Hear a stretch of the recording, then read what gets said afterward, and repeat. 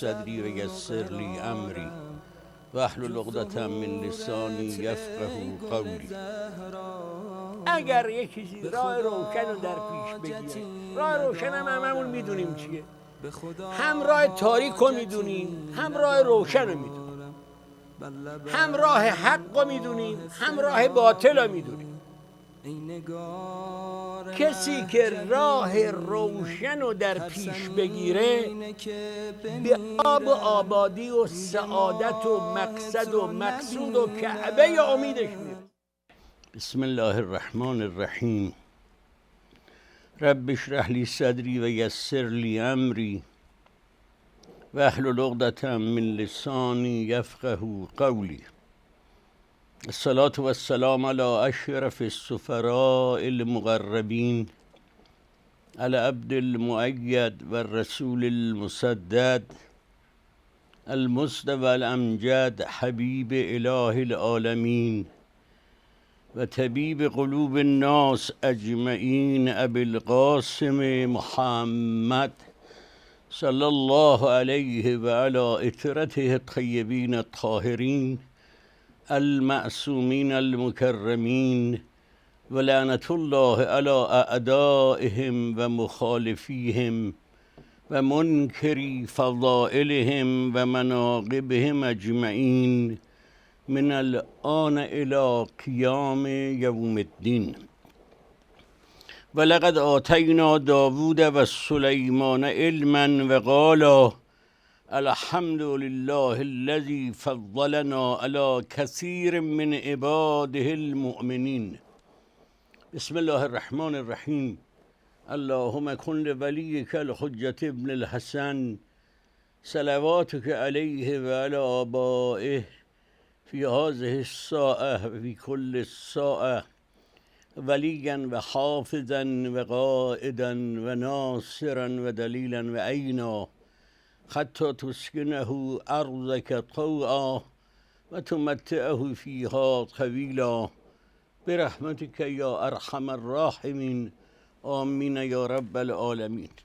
با عرض ادب و سلام حضور شما بینندگان محترم و نازنین شبکه جهانی سلام و با آرزوی سلامت و عافیت و موفقیت و بهروزی شما و از باب اون که من لم یشکر المخلوق لم یشکر الخالق، اگر کسی از محبت‌های بندگان خدا تشکر نکند از خدا سپاسگزاری نکرده است. من در همین جا از همه نازنینان و گرامیانی که تا کنون در مسئله همیاری شبکه جهانی سلام قدم‌های مثبت و مؤثری برداشتند، برای همگانشان از دربار ایزد متعال سلامتی، طول عمر، عزت، عافیت، دنیای نیکو و عاقبتی بسیار نیکوتر مسئلت دارد. شبکه سلام در شرایطی است که احتمال قوی دارد اگر با این وضعیتی که داریم پیش میریم مواجه باشیم گویا شبکه تعطیل میشه. و یکی از تأثیرات من در زندگی همینه که چرا باید ما مسلمانان و ما شیعیان در مسائل مربوط به دین و مذهب و عقیده و آیینمان این مقدار کاهل باشیم. من شرمنده میشم از این که بخوام در این زمینه بیشتر بحث کنم، ولی شما را به وجدانتون قسم میدم اندیشه کنید، فکر کنید، ببینید آیا در زمانی که اسلام به معنی واقعی به غربت گرفتار شده،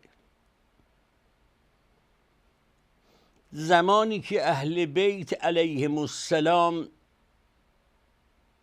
مورد حمله و هجمه دشمنانی سرسخت و عنود و لجوج قرار گرفتند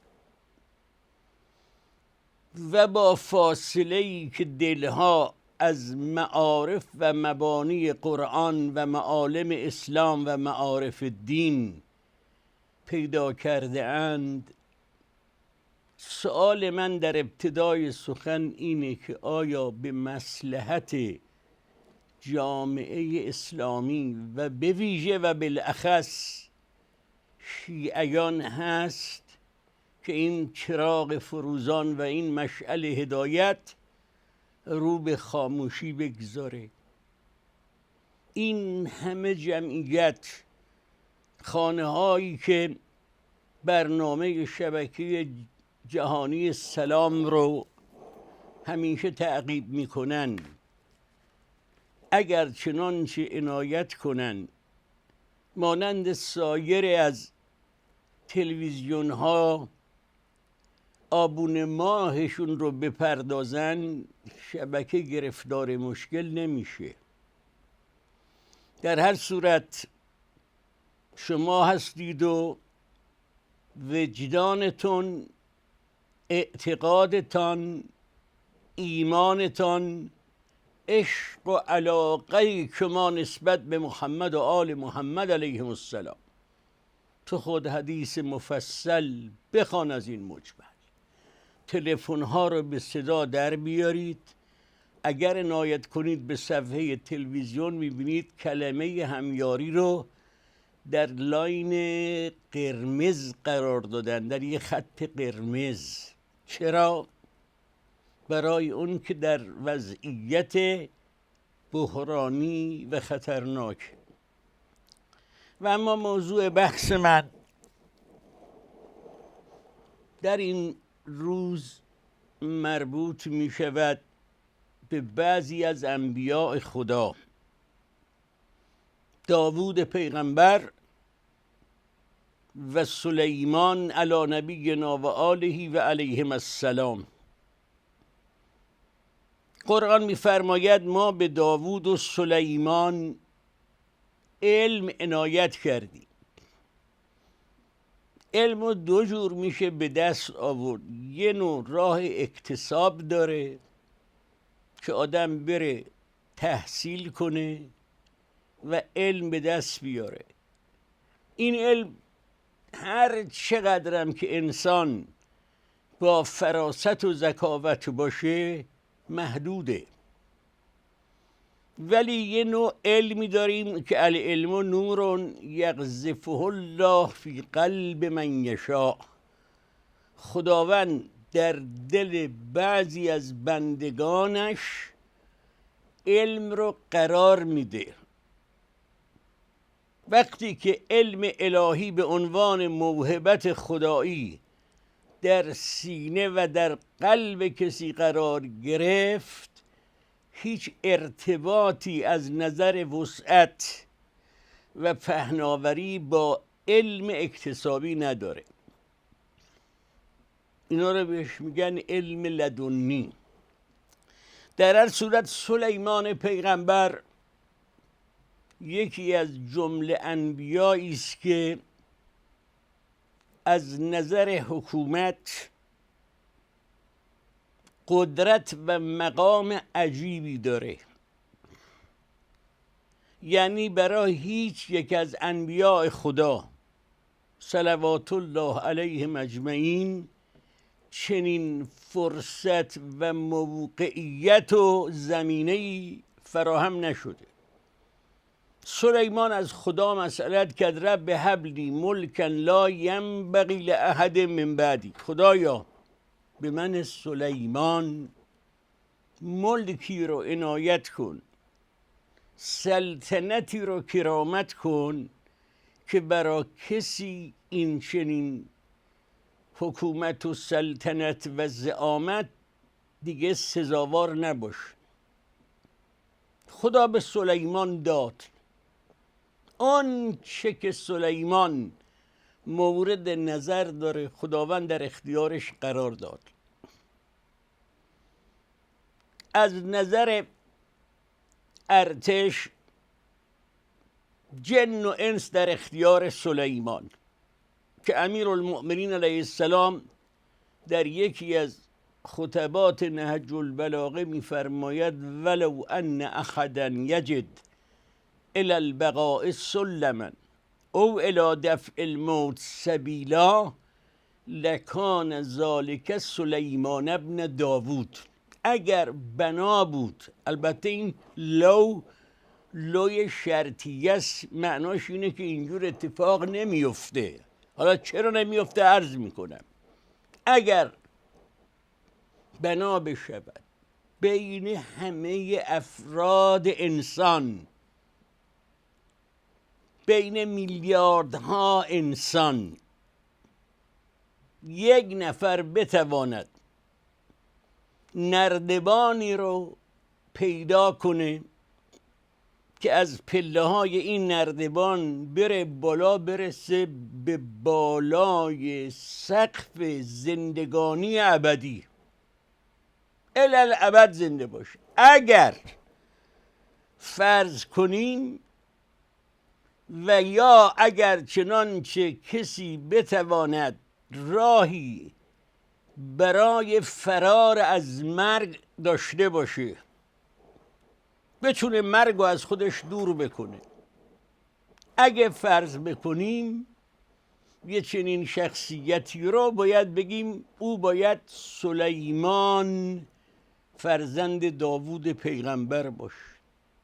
الذی سخر له ملک الجن والانس مع النبوة و عظیم الزلفه. چرا؟ برای اون که علاوه بر این که یکی از انبیاء سترک الهی است، دارای مقام سلطنت بر همه موجودات زمان خودش. الذی سخر له ملک الجن والانس، ملک و سلطنت و قلمرو جن و انس در اختیار سلیمانه. اونقدر عزیز حکومت میکنه که حتی دارد بر این که وقتی بساط سلیمان پرواز میکنه و سلیمان در فضا قرار میگیره، پرندگان میان بالای سر سلیمان پرواز میکنن که چتری در مقابل سلیمان به وجود بیارن که مبادا آفتاب صورت این پیغمبر خدا رو آزرده و اذیت کنه. اینقدر مسئله سلیمان عجیبه که شاید بعضی از انسانها که ظرفیت و وعاء وجودیشون بسته است اینا نتونن باور بکنن. اما اینا نمیدونن ان الله علی کل شیء قدیر، خدا بر همه اعمال قادره. سلیمان رو خدا بهش این ملک رو داده. اما موضوع مهمی که در اینجا هست این است که می‌فرماید سلیمان و داوود خدا رو سپاسگزاری میکنن. دقت کنید منظور دارم از این بحثا. گاهی از اوقات میشه خدا به من و شما نعمتی میده ولی ما شکر نعمت خدا رو به جا نمیاریم. نه تنها سپاسگزاری نمی کنیم، کفران نعمت هم می کنیم. ولی مردان الهی و زمامداران وحیانی اینا کسانی هستند که وقتی مشمول عنایت الهی میشن، پدر و پسر داوود پیغمبر و سلیمان علی نبینا و آله و علیهم السلام میگن الحمد لله الذی فضلنا علی کثیر من عباده المؤمنین، خدا را سپاس گزاریم. حمد تنها برای اون خدایی است که ما را، یعنی من سلیمان و پدرم داوود رو، بر بسیاری از انسانها از مؤمنین فضیلت بیشتر و ترجیح داده. و ورث سلیمان و داووده، سلیمان از پدرش داوود ارث میبره. نه تنها مسئله حکومت و علم و اینا که چیزیست که خداوند عنایت کرده، اینجا منظور از ارث یعنی در مسائل مالی، در ثروت داوود وارثش سلیمانه. این همون آیه است که وقتی بعد از آنی که ابوبکر ابن ابی قحافه در سقیفه بنی ساعده با اون توطئه ننگین و با اون کودتای زشت مقام خلافت رو از آن خودش قرار داد و بر مسند نبی اکرم صلی الله علیه و آله و سلم تکیه کرد، در حالتی که اینا اعتقادشون این بود و الان هم جهان تسنن اعتقادشون اینه که مسئله امامت مسئله خدایی نیست و این مجموع مردم و اجماع مردمه که میتونن خلیفه معین کنن، که در همینجا ما بحث خیلی داریم. فقط به عنوان یک اشاره، چند نفر در سقیفه با ابوبکر بیعت کردن؟ یه مش اجامر اوباش، تعداد اندک. اکثریت مردم در سقیفه نبودن، به خصوص بنی هاشم، به خصوص وجود اقدس امیر المؤمنین علیه السلام، سلمان، ابوذر، مقداد، صهیب، بلال و دیگران. کسی نبود. عرض شود اول برنامه‌ای که دولت غاصبانه و ظالمانه و ستمگرانه ابو بکر انجام داد اینه که بنا به دستور عمر فدکی را که رسول خدا صلی الله علیه و آله و سلم به دختر نازنینش فاطمه علیها السلام عنایت کرده بود، اینا آمدن مأمورینشون رو ریختند. کارمندان و کارگزاران فدکی که از طرف حضرت زهرا علیها السلام در آنجا مشغول انجام وظیفه بودن، اینا رو بیرون کردن، فدک رو تصرف کردن. چرا این کار رو کردن؟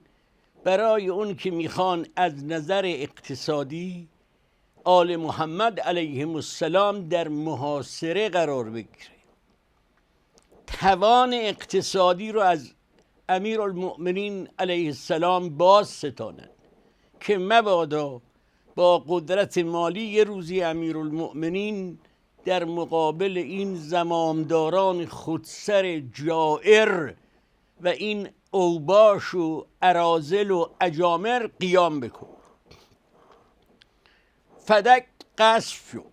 حضرت زهرا علیها السلام اومد مسجد پیغمبر صلی الله علیه و آله و سلم، در حالتی که ابوبکر بر مسند پیغمبر خدا نشسته بود، صدا زد: ابابکر، آیا دختر تو از تو ارث میبرد و دختر پیغمبر از رسول الله پدرش ارث نمیبرد؟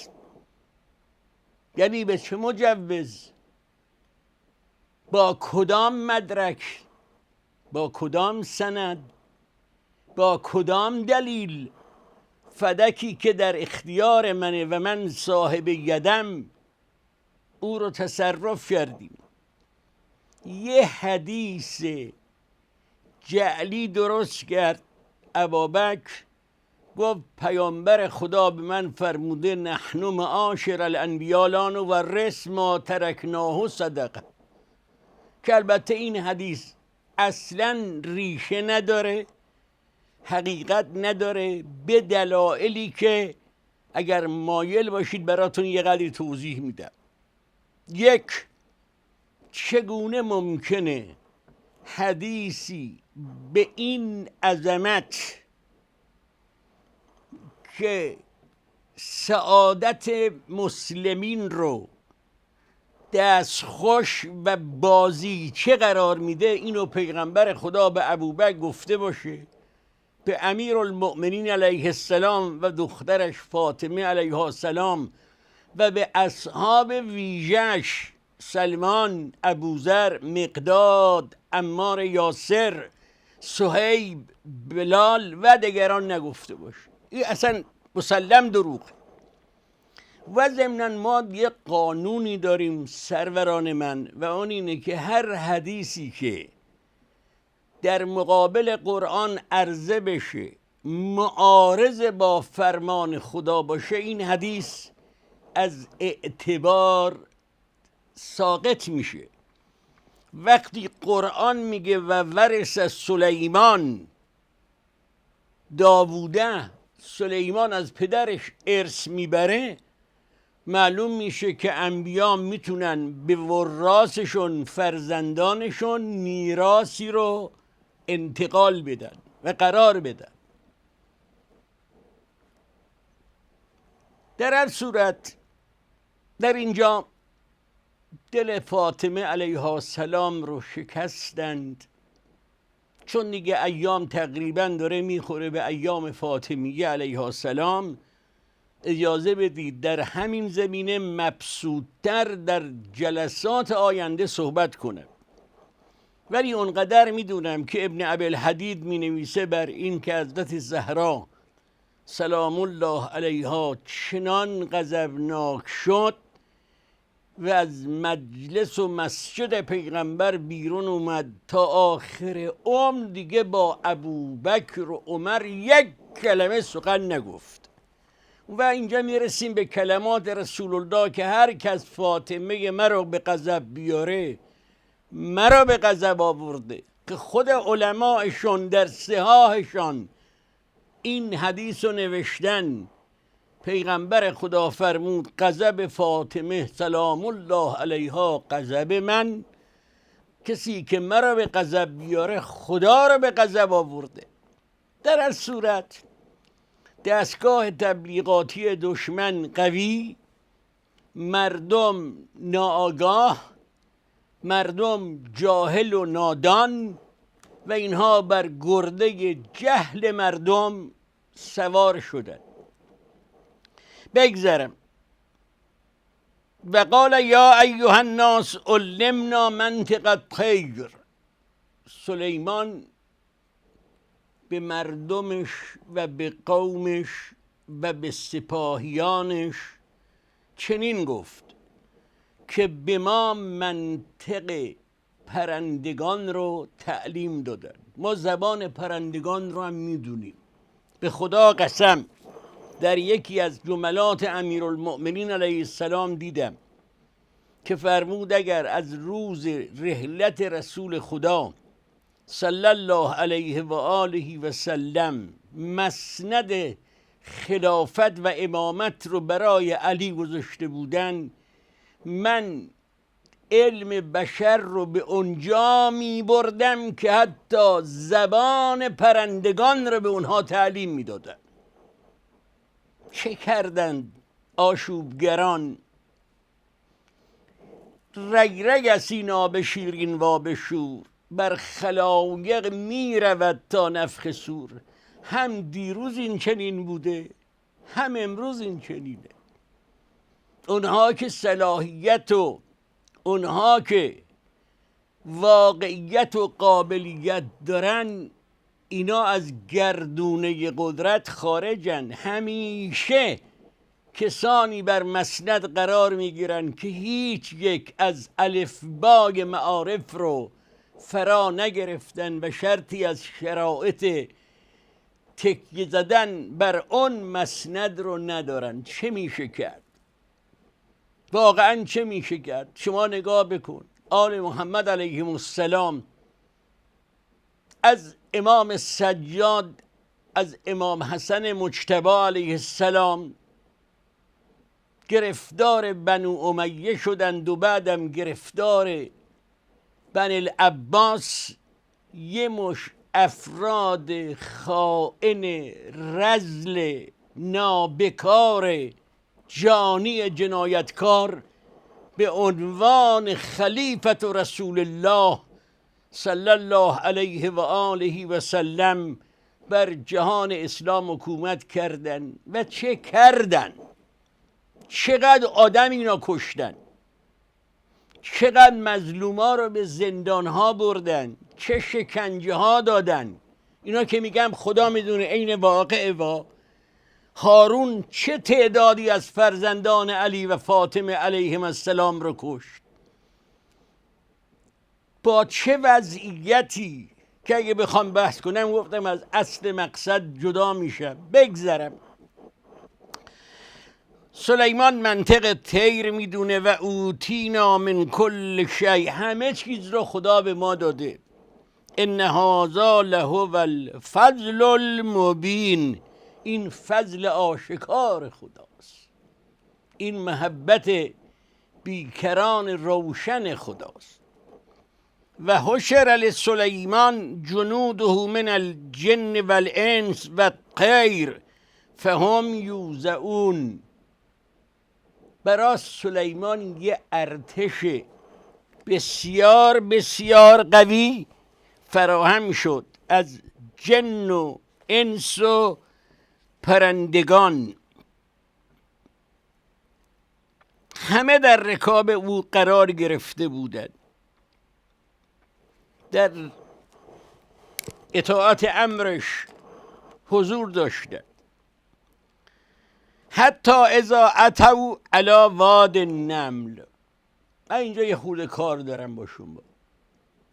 حالا سلیمان به چه جنگی داره میره دقیقا معلوم نیست، ولی سلیمان با این ارتش مجهز قوی قدرتمند عبورش از یه بیابانی افتاد سروران من که در اینجا وادی نمله، یعنی مورچگان بسیاری در این بیابان مشغول جمع آوری دانه فصل زمستانند. یک جمله ای رو اینجا باید به عرض شما برسونم و اون اینه که باید بدانید خداوند قادر چنان قدرت و چنان شوکتی به این موجودات کوچکش داده که برا ما باورش مشکله. ما قوی ترین موجود عالم نیستیم. بعضی از موجودات عالم هستن سروران من به مراتب در بعضی از مسائل از ما قوی ترن. مثلا شامه ای رو که مورچه داره ما انسان ها نداریم. شامه ای رو که سگ داره ما انسان ها نداریم. لذا الان میبینید که اکثر پلیس در هر کشوری تعداد زیادی سگهایی رو در اختیار